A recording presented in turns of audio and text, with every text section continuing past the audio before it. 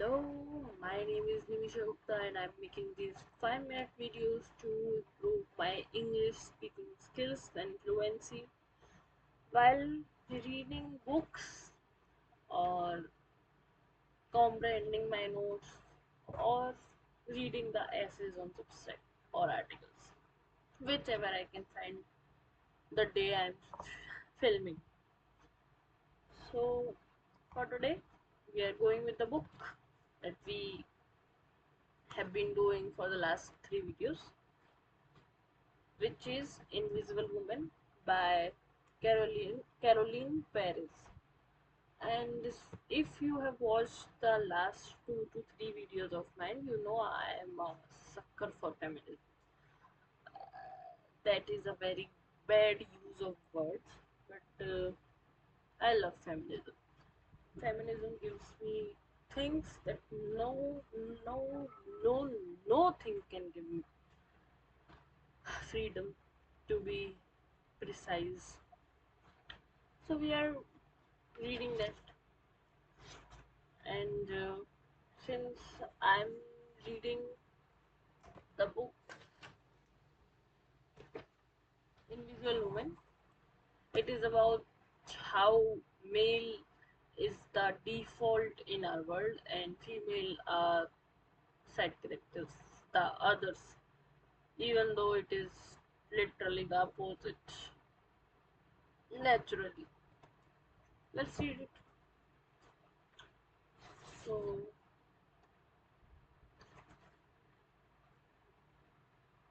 overall, 90% of the women, this time including untrained women, in the study had a weaker grip than 95% of their male counterparts. But the disparity in the relative female friendliness of plow versus shifting agriculture is also a result of gendered social roles. Hoeing can be easily started and stopped, meaning that it can be combined with childcare. The same cannot be said for a heavy tool drawn by a powerful hand. Hoeing is also labor intensive, whereas plowing is capital intensive, and women are more likely to have access to time rather than money as a resource. As a result, argued Boshrap, where the plow was used, men dominated agriculture, and this resulted in unequal society in which men had the power and the privilege, which we are seeing currently. According to 2011's paper, Boshrup's hypothesis holds up to scrutiny. Researchers found that descendants of society that traditionally practiced flow agriculture held more sexist views even if they immigrated to other countries. The paper also found that sexist beliefs correlated with the kind of geoclimatic conditions that would favor flow agriculture over shifting agriculture. This suggested that it was the climate rather than pre-existing sexism that dictated the adoption of the plow, which in turn drove the adoption of sexist views.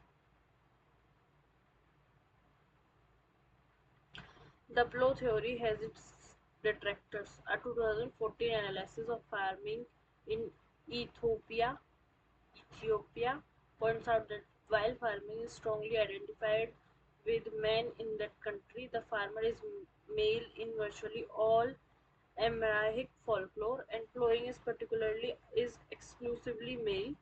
The upper body strength argument doesn't hold there because they use a lighter plow.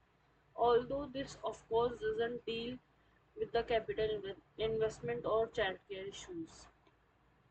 This analysis also cites a 1979 paper which disputes the theory on the basis that even when the plow never introduced, among South Cushites in particular, still men are the cultivators. Are they though? Are they? It's hard to say because the data on who exactly is doing the farming is, yes, you have guessed it, full of gaps. 5 minutes are done. I will be reading the next in the next video.